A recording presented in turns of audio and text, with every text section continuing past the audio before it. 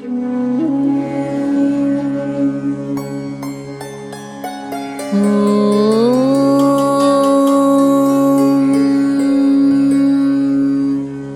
विष्णु सहस्रनाम स्तोत्रम्।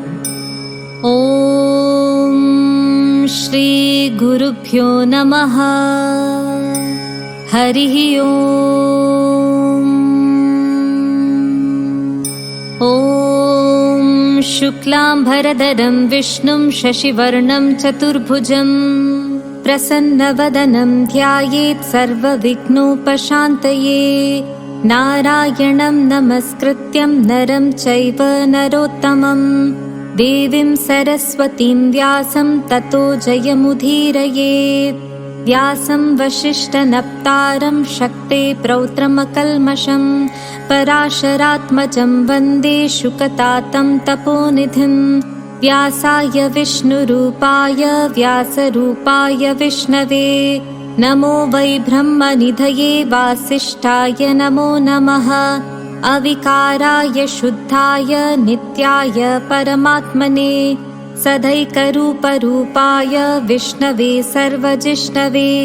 यस्य स्मरणमात्रेण जन्म संसारबन्धनात् विमुच्यते। नमस्तस्मै विष्णवे प्रभविष्णवे। नमः समस्तभूतानां आदिभूताय भूभृते अनेकरूपरूपाय विष्णवे प्रभविष्णवे। ॐ नमो विष्णवे प्रभविष्णवे। श्रीवैशम्पायन उवाच श्रुत्वा धर्मान् शेषेण पावनानि च सर्वशः युधिष्ठिरः शान्तनवं पुनरेवाभ्यभाषत। श्रीयुधिष्ठिर उवाच किमेकं दैवतं लोके किं वाप्येकं परायणं स्तुवन्तः कं कमर्चन्तः प्राप्नुयुर्मानवा शुभम्। को धर्मः सर्वधर्माणां भवतः परमो मतः किं जपन्मुच्यते जन्तुर्जन्म संसारबन्धनात्। श्रीभीष्म उवाच जगत्प्रभुं देवदेवम् अनन्तं पुरुषोत्तमं स्तुवन्नाम सहस्रेण पुरुषः सततोत्थितः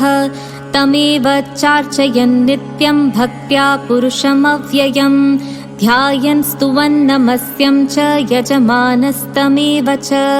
अनादिनिधनं विष्णुं सर्वलोकमहेश्वरं लोकाध्यक्षं स्तुवन् नित्यं सर्वदुःखातिघो भवेत्। ब्रह्मण्यं सर्वधर्मज्ञं लोकानां कीर्तिवर्धनं लोकनाथं महद्भूतं सर्वभूतभवोद्भवम्। एष मे सर्वधर्माणां धर्मोऽधिकतमो मतः यद्भक्त्या पुण्डरीकाक्षं स्तवैरर्चेन्नरः सदा। परमं यो महत्तेजः परमं यो महत्तपः परमं यो महद्ब्रह्म परमं यः परायणं पवित्राणां पवित्रं यो मङ्गलानां च मङ्गलं दैवतं देवतानां च भूतानां यो व्ययः पिता। यतः सर्वाणि भूतानि भवन्त्यादियुगागमे यस्मिंश्च प्रलयं यान्ति पुनरेव युगक्षये। तस्य लोकप्रधानस्य जगन्नाथस्य भूपते विष्णोर्नाम सहस्रं ने शृणु पापभयापहम्। यानि नामानि गौणानि विख्यातानि महात्मनः ऋषिभिः परिगीतानि तानि वक्ष्यामि भूतये। ऋषिर्नाम्नां सहस्रस्य वेदव्यासो महामुनिः छन्दो अनुष्टुप् तथा देवो भगवान् देवकीसुतः। अमृतांशूद्भवो बीजं शक्तिर्देवकीनन्दनः त्रिसामारदयं तस्य शान्त्यर्थे विनियुज्यते। विष्णुं जिष्णुं महाविष्णुं प्रभविष्णुं महेश्वरम् अनेकरूपदैत्यान्तं नमामि पुरुषोत्तमम्। अस्य श्रीविष्णोर्दिव्यसहस्रनामस्तोत्रमहामन्त्रस्य श्रीवेदव्यासो भगवान् ऋषिः अनुष्टुप् छन्दः। श्रीमहाविष्णु परमात्मा श्रीमन्नारायणो देवता अमृतांशूद्भवो भानुरिति देवकी नन्दनसृष्टीति शक्तिः उद्भवक्षोभणो देव इति परमो मन्त्रः शङ्खभ्रन्नन्दकी चक्रीति कीलकम् शार्ङ्गधन्वा गदाधर इत्यस्त्रम् रथाङ्गपाणिरक्षोभ्य इति नेत्रम् त्रिसामा सामगस्सामीति कवचम् आनन्दं परब्रह्मेति योनिः ऋतुसुदर्शनकाल इति दिग्बन्धः श्रीविश्वरूप इति ध्यानम् श्रीमहाविष्णुप्रीत्यर्थे श्रीविष्णुसहस्रनाम जपे विनियोगः ध्यानम् क्षीरोधन्वत्प्रदेशे शुचिमणिविलसत्सैकतैर्मौक्तिकानाम् मालाक्लप्तासनस्तस्फटिकमणिनिभैर्मौक्तिकैर्मण्डिताङ्गः शुभ्रैरभ्रैरधभ्रैरुपरविरचितैर्मुक्तपीयूषवर्षैः आनन्दीन पुनीयादरिनलिन गदाशङ्खपाणिर्मुकुन्दः भूपादो यस्य नाभिर्व्यदसुरनिलश्चन्द्रसूर्यौ च नेत्रे कर्णावाशा शिरोध्योर्मुखमपि दहनो यस्य वास्तेयमब्धिः अन्तस्तं यस्य विश्वं सुरनरखगो भोगि गन्धर्वदैत्ये चित्रं रम्यते तं त्रिभुवनविपुषं विष्णुमीशं नमामि ॐ नमो भगवते वासुदेवाय शान्ताकारं भुजगशयनं पद्मनाभं सुरेशं विश्वाधारं गगनसदृशं मेघवर्णं शुभाङ्गं लक्ष्मीकान्तं कमलनयनं योगिहृद्यानगम्यं वन्दे विष्णुं भवभयहरं सर्वलोकैकनाथं मेघश्यामं पीतकौशेयवासं श्रीवत्साङ्कं कौस्तुभोद्भासिताङ्गम् पुण्योपेतं पुण्डरीकायताक्षं विष्णुं वन्दे सर्वलोकैकनाथं नमः समस्तभूतानाम् आदिभूताय भूभृते अनेकरूपरूपाय विष्णवे प्रभविष्णवे सशङ्खचक्रं सकिरीटकुण्डलं समीतवस्त्रं सरसीरुहेक्षणं सहारवक्षस्थलशोभिकौस्तुभं नमामि विष्णुं शिरसा चतुर्भुजं छायायां पारिजातस्य हेमसिंहासनोपरि आसीनमम्बुदश्यामम् आयताक्षम् अलङ्कृतं चन्द्राननं चतुर्बाहुं श्रीवत्साङ्कितवक्षसं रुक्मिणी सत्यभामाभ्यां सहितं कृष्णमाश्रये हरिः ॐ विश्वं विष्णुर्वषट्कारो भूतभव्यभवत्प्रभुः भूतकृद्भूतभृद्भावो भूतात्मा भूतभावनः भूतात्मा परमात्मा च मुक्तानां परमागतिः अव्ययपुरुषः साक्षी क्षेत्रज्ञोऽक्षर एव च योगो योगविदां नेता प्रधानः पुरुषेश्वरः नारसिंह वपुः श्रीमान् केशवः पुरुषोत्तमः सर्वशिवस्ताणुर्भूताधिर्निधिरव्ययः सम्भवो भावनो भर्ता प्रभवः प्रभुरीश्वरः स्वयंभू शम्भुरादित्यः पुष्कराक्षो महास्वनः अनाधिनिधनो दाता विधाता धातुरुत्तमः अप्रमेयो ऋषिकेश पद्मनाभो मरप्रभुः विश्वकर्मा मनुस्त्वष्टास्तविष्टस्तविरो ध्रुवः अग्राह्य शाश्वत कृष्णो लोहिताक्ष प्रदर्दनः प्रभूतस्त्रिककुब्धामा पवित्रं मङ्गलं परम् ईशान प्राणद प्राणो ज्येष्ठश्रेष्ठ प्रजापतिः हिरण्यगर्भो भूगर्भो माधवो मधुसूदनः ईश्वरो विक्रमी धन्वी मेधावी विक्रमक्रमः अनुत्तमो दुराधर्ष कृतज्ञकृतिरात्मवान् सुरेशः शरणं शर्म विश्वरेता प्रजाभवः अहः संवत्सरो व्याध प्रत्ययः सर्वदर्शनः अजः सर्वेश्वरः सिद्धः सिद्धि सर्वाधिरच्युतः वृषाकपिरमेयात्मा सर्वयोगविनिसृतः वसुर्वसुमना सत्य समात्मा संमितः समः अमोघ पुण्डरीकाक्षो वृषकर्मा वृषाकृतिः रुद्रो बहुशिरा बभ्रुर्विश्वयोनिशुचिश्रवाः अमृतः शाश्वतस्ताणुर्वरारोहो महातपाः सर्वगः सर्वविद्भानुर्विश्वक्सेनो जनार्दनः वेदो वेदविदव्यङ्गो वेदाङ्गो वेदवित्कविः लोकाध्यक्षः सुराध्यक्षो धर्माध्यक्षकृताकृतः चतुरात्मा चतुर्व्यूहश्चतुर्दंष्ट्रश्चतुर्भुजः भ्राजिष्णुर्भोजनं भोक्ता सहिष्णुर्जगदातिजः अनघो विजयो जेता विश्वयोनि पुनर्वसुः उपेन्द्रो वामनप्रांशुरमोघः शुचिरूर्जितः अतीन्द्रः संग्रहः सर्गो धृतात्मा नियमो यमः वेद्यो वैद्यः सदा योगी वीरः माधवो मधुः अतीन्द्रियो महामायो महोत्साहो महाबलः महाबुद्धिर्महावीर्यो महाशक्तिर्महाद्युतिः अनिर्देश्य वपुः श्रीमान् अमेयात्मा महादृदृक् महेश्वासो महीभर्ता श्रीनिवासः सताङ्गतिः अनिरुद्धः सुरानन्दो गोविन्दो गोविदाम्पतिः मरीर्चिर्दमनोहंस सुपर्णो भुजगोत्तमः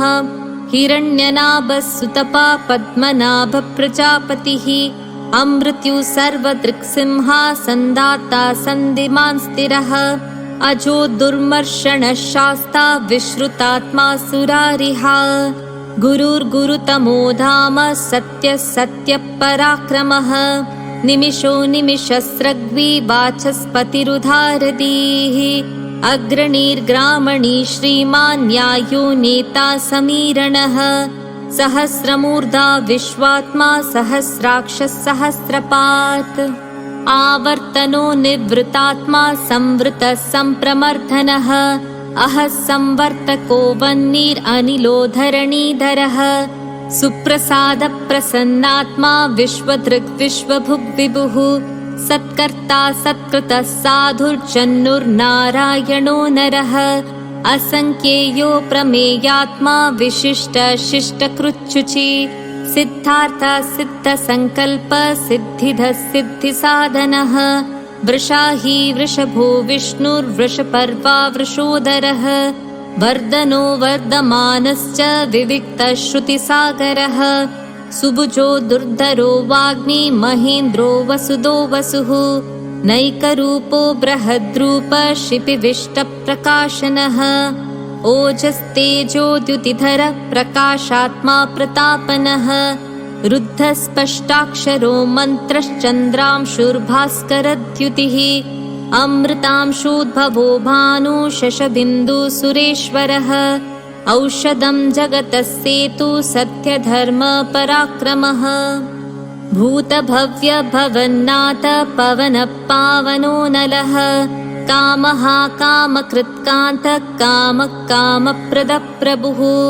युगादिकृत्युगावर्तो नैकमायो महाशनः अद्रक्षो व्यक्तरूपश्च सहस्रजिदनन्तजित्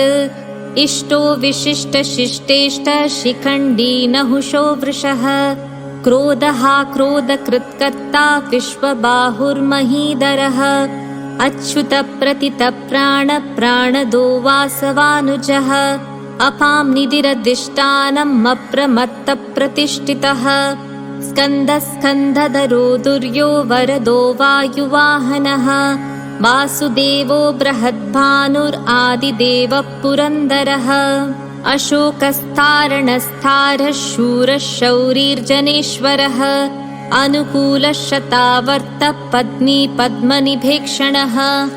पद्मनाभो अरविन्दाक्ष पद्मगर्भ शरीरभृत्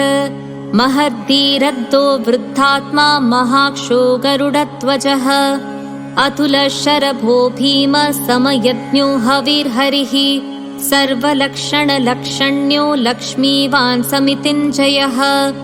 विक्षरो रोहितो मार्गो हेतुर्दामोदरः सहः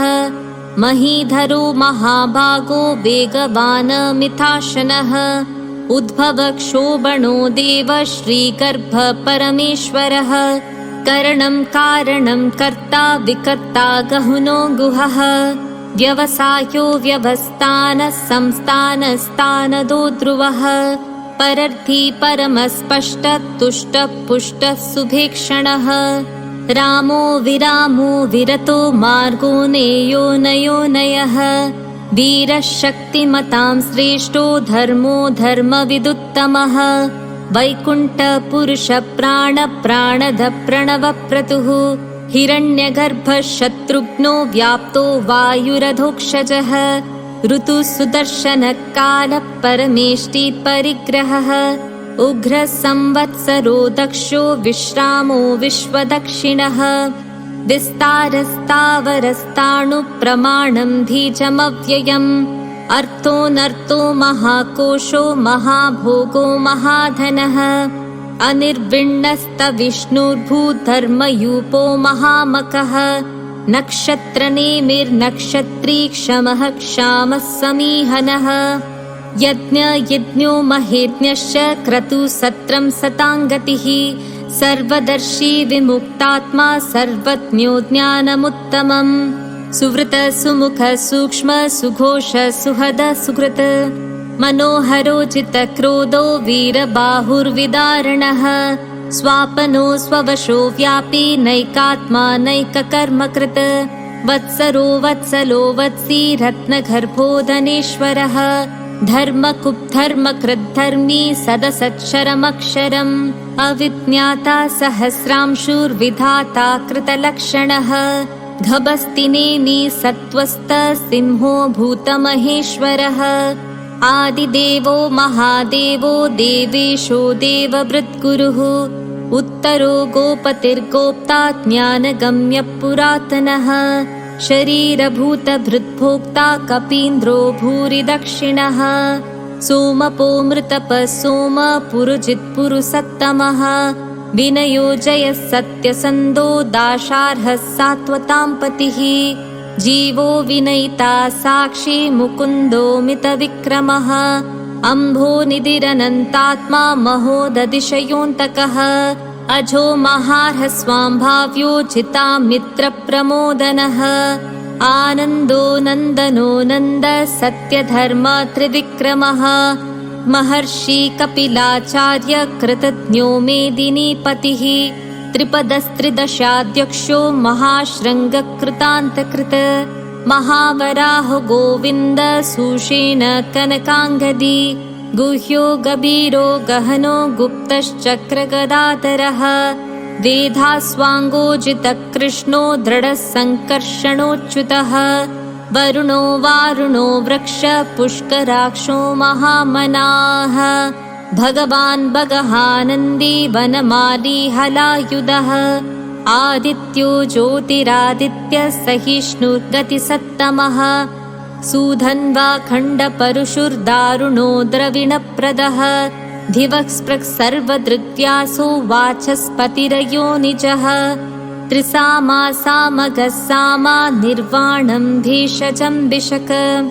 सन्न्यासकृच्छमः शान्तो निष्ठा शान्तिपरायणम् शुभाङ्गः शान्तिदसृष्टा कुमुदः कुवलेशयः गोहितो गोपतिर्गोप्ता वृषभाक्षो वृषप्रियः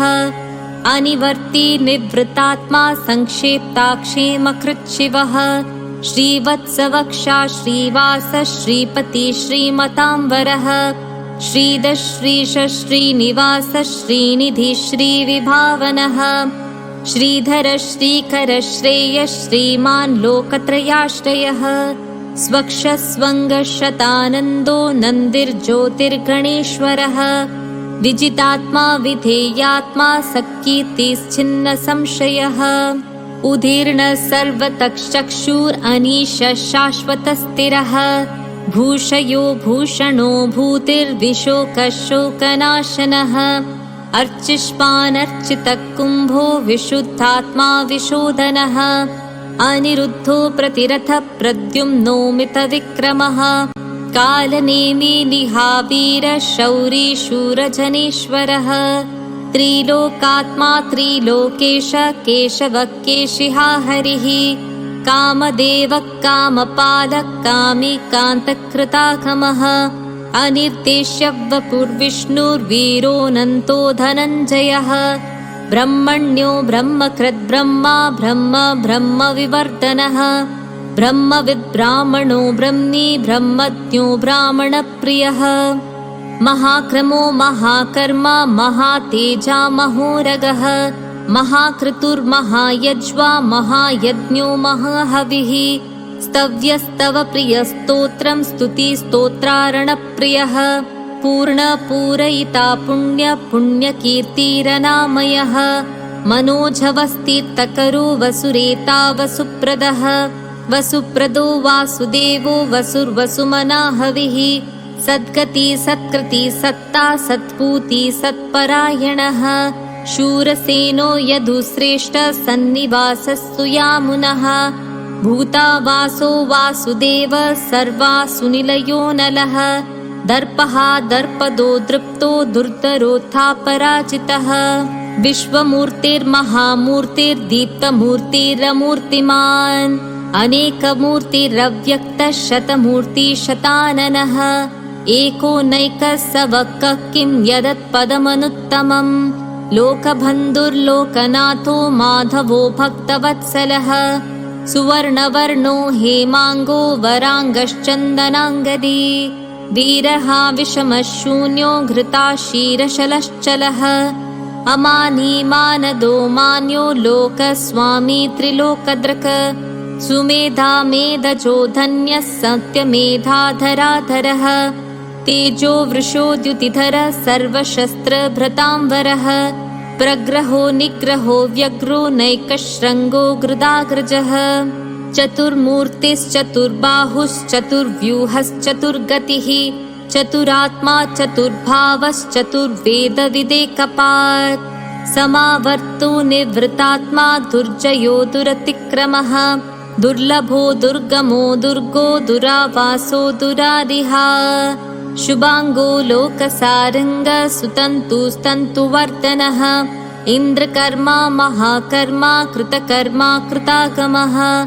उद्भव सुन्दर सुन्दो रत्ननाभः सुलोचनः अर्को वाजस्सनशृङ्गी जयन्तः सर्वविजयी सुवर्णबिन्दुरक्षोभ्य सर्ववागीश्वरेश्वरः महारथो महागर्तो महाभूतो महानिधिः कुमुदकुन्दर कुन्द पर्जन्य पावनो निलः अमृतांशोऽमृतवपु सर्वज्ञः सर्वतोमुखः सुलभः सुवृतः सिद्धः शत्रुच्छिच्छत्रुतापनः न्यक्रोधोदम्बरो शत्वश्चाणूरान्द्रनिषूदनः सहस्रार्चिः सप्तजिह्वा सप्तैधा सप्तवाहनः अमूर्तिरनघोचिन्त्यो भयकृद्भयनाशनः अणुर्बृहत्क्रशस्तूलो गुणभृन्निर्गुणो महान् अधृतस्वधृतस्वास्य प्राग्वंशो वंशवर्धनः भारभृत्कथितो योगी योगीशः सर्वकामदः आश्रमश्रमणक्षामः सुपर्णो वायुवाहनः धनुर्धरो धनुर्वेदो दण्डो दमयिताधमः अपराजितः सर्वसहो नियन्ता नियमो यमः सत्त्ववान् सात्विकः सत्य सत्यधर्मपरायणः अभिप्राय प्रियार्होर्ह प्रियकृत्प्रीतिवर्धनः विहाय सगतिर्ज्योतिर्सुरुचिर्हुतभुग्विभुः रविर्विरोचनः सूर्या सविता रविलोचनः अनन्तो हुतभुक्पोक्ता सुखजो नैकजोऽग्रजः अनिर्विण्ण सदामर्षि लोकाधिष्ठानमद्भुतः सनातनतमः कपिलः कपिरव्ययः स्वस्तिद स्वस्तिकृत् स्वस्ति स्वस्तिभुक् स्वस्ति दक्षिणः अरौद्र कुण्डली चक्री विक्रम्यूर्जितशासनः शब्दातिकः शब्दसः शिशिरः शर्वरीकरः अक्रूरपेशलो दक्षो दक्षिणक्षमिणाम्बरः विद्वत्तमो वीतभयपुण्यश्रवणकीर्तनः उत्तारणो दुष्प्रतिः पुण्यो दुःस्वप्ननाशनः वीरः रक्षणः सन्तो जीवनपर्यवस्थितः अनन्तरूपोऽनन्तश्रीर्जितमन्युर्भयापहः चतुरश्रो गभीरात्मा विदिशो व्यादिशो दिशः अनार्थिर्भूर्भुवो लक्ष्मी सुवीरो रुचिराङ्गदः जननो जनजन्मार्थिर्भीमो भीमपराक्रमः आधारनिलयो दाता पुष्पहासप्रचागरः ऊर्ध्वगः सत्पथाचारप्राणदप्रणवप्पणः प्रमाणं प्राणनिलय प्राणभृत्प्राणजीवनः तत्त्वं तत्त्वविदेकात्मा जन्ममृत्युजरातिगः भूर्भुवस्वस्तरुस्तारः सविता प्रपितामहः यज्ञो यज्ञपतिर्यज्वा यज्ञाङ्गो यज्ञवाहनः यज्ञभृत्यज्ञकृत्यज्ञी यज्ञभुग्यज्ञसाधनः यज्ञान्तकृत्यज्ञगुह्यमन्नमन्नाद एव च आत्मयोनि स्वयं जातो वैखानः सामगायनः देवकीनन्दनः सृष्टा क्षितीश पापनाशनः शङ्खभ्रन्नन्दकी चक्री शार्ङ्गधन्वा गदाधरः रताङ्गपाणिरक्षोभ्यः सर्वप्रहरणायुधः सर्वप्रहरणायुध ॐ नम इति वनमाली गदीशार्गी शङ्खी चक्री च नन्दकी श्रीमन्नारायणोर्विष्णुर्वासुदेवोऽभिरक्षतु वनमाली गदीशार्गी शङ्खी चक्री च नन्दकी श्रीमन्नारायणोर्विष्णुर्वासुदेवोऽभिरक्षतु वनमाली गदीशार्गी शङ्खी चक्री च नन्दकी श्रीमन्नारायणोर्विष्णुर्वासुदेवोऽभिरक्षतु श्रीवासुदेवोऽभिरक्षतु ॐ नम इति भीष्म उवाच इतीदं कीर्तनीयस्य केशवस्य महात्मनः नाम्नां सहस्रं दिव्यानाम् अशेषेण प्रकीर्तितं य इदं शृणुया नित्यं यश्चापि परिकीर्तयेत् नाशुभं प्राप्नुयात् किञ्चित् सोमुत्रेह च मानवः वेदान्तको ब्राह्मणः स्यात् क्षत्रियो विजयी भवेत् वैश्यो धनसमृद्धः स्यात् शूद्रः सुखमवाप्नुयात् धर्मार्थी प्राप्नुयात् धर्मम् अर्थार्थी चार्थमाप्नुयात् कामानवाप्नुयात् कामी प्रजार्थी प्राप्नुयात् प्रजाम् भक्तिमान् यः सदोत्थाय शुचिस्तग्धतमानसः सहस्रं वासुदेवस्य नाम्नामेतत् प्रकीर्तयेत् यशः प्राप्नोति विपुलं ज्ञाति प्राधान्यमेव च अचलां श्रियमाप्नोति श्रेयः प्राप्नोत्यनुत्तमम् न भयं क्वचिदाप्नोति वीर्यं तेजश्च विन्दति भवत्यरोगो द्युतिमान् बलरूपगुणान्वितः रोगात्तो मुच्यते रोगात् बद्धो मुच्येत बन्धनात् भयानमुच्येत भीतस्तु मुच्येतापन्न आपदः दुर्गाण्यतितरत्याशु पुरुषः पुरुषोत्तमम् सुवन्नाम सहस्रेण नित्यं भक्ति समन्वितः वासुदेवाश्रयो मर्त्यो वासुदेवपरायणः सर्वपापविशुद्धात्मा याति ब्रह्म सनातनम् न वासुदेव भक्तानाम् अशुभं विद्यते क्वचित् जन्म मृत्युजरा व्याधि भयं नैवोपजायते इमं स्तवमधीयाना श्रद्धा भक्ति समन्वितः युज्येतात्मसुखशान्ति श्रीधृति स्मृतिकीर्तिभिः न क्रोधो न च मात्सर्यं न लोभो नाशुभा मतिः भवन्ति कृतपुण्यानां भक्तानां पुरुषोत्तमे द्यौसचन्द्रार्कनक्षत्राखं दिशोर्भूर्महोदधिः वासुदेवस्य वीर्येण विद्रुतानि महात्मनः ससुरासुरगन्धर्वं सयक्षोरगराक्षसं जगत्वशे वर्ततेदं कृष्णस्य सचराचरम् इन्द्रियाणि मनोबुद्धि सत्त्वं तेजो बलं धृतिः वासुदेवात्मकान्याहुः क्षेत्रं क्षेत्रज्ञ एव च सर्वागमानामाचार प्रथमं परिकल्पते आचार प्रभवो धर्मो धर्मस्य प्रभुरच्युतः ऋषयः पितरो देवा महाभूतानि धातवः जङ्गमा जङ्गमं चेदं जगन्नारायणोद्भवम् योगो ज्ञानं तथा साङ्ख्यां विद्यां शिल्पादिकर्म च वेदाशास्त्राणि विज्ञानम् एतत् सर्वं जनार्दनात् एको विष्णुर्महद्भूतं त्रदद्भूतान्य एकश त्रीन् लोकान्याप्य भूतात्मा भुङ्क्ते विश्वभुगव्ययः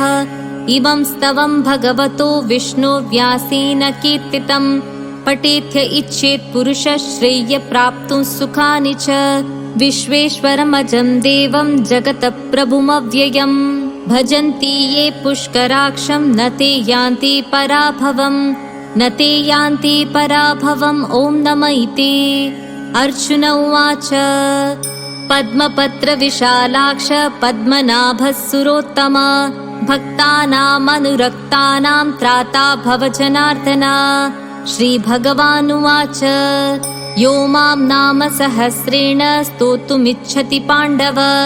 सोऽहमेकेन श्लोकेन स्तुत एव न संशयः स्तुत एव न संशय ॐ नमः इति श्रीव्यास उवाच वासनाद्वासुदेवस्य वासितं भुवनत्रयं सर्वभूतनिवासोऽसि वासुदेव नमोऽस्तु ते श्रीवासुदेव नमोऽस्तु ॐ नमः इति श्रीपार्वत्युवाच केनोपायेन लघुना विष्णुर्नाम सहस्रकम् पठ्यते पण्डितैर्नित्यं श्रोतुमिच्छाम्यहं प्रभो श्री ईश्वर उवाच श्रीराम राम रामेति रमे रामे मनोरमे सहस्रनाम तत्तुल्यं राम नाम वरानने श्रीराम राम रामेति रमे रामे मनोरमे सहस्रनाम तत्तुल्यं राम नाम वरानने श्रीराम राम रामेति रमे रामे मनोरमे सहस्रनाम तत्तुल्यं राम नाम वरानने श्रीराम नाम वरानन ॐ नमः इति श्रीब्रह्मोवाच नमोऽस्तु अनन्ताय सहस्रमूर्तये सहस्रपादाक्षि शिरोरुबाहवे सहस्रनाम्ने पुरुषाय शाश्वते सहस्रकोटियुगधारिणे नमः सहस्रकोटियुगधारिण ॐ नमः इति सञ्जय उवाच यत्र योगेश्वर कृष्णो यत्र पार्थो धनुर्धरः तत्र श्रीर्विजयो भूतिर्ध्रुवा नीतिर्मतिर्मम श्रीभगवानुवाच अनन्याश्चिन्तयन्तो मा ये जना पर्युपासते तेषां नित्याभियुक्तानां योगक्षेमं वहाम्यहम् परित्राणाय साधूनां विनाशाय च दुष्कृतां धर्म संस्थापनार्थाय सम्भवामि युगे युगे आर्ता विषण्णा शिथिलाश्च भीता घोरेषु च व्याधिषु वर्तमानाः संकीर्त्य नारायण शब्दमात्रं विमुक्तदुःखाः सुखिनो भवन्तु कायेन वाचा मनसेन्द्रियैर्वा बुद्ध्यात्मना वा प्रकृते स्वभावात् करोमि यद्यत् सकलं परस्मै नारायणायेति समर्पयामि श्री विष्णु सहस्रनाम स्तोत्रं सम्पूर्णम्।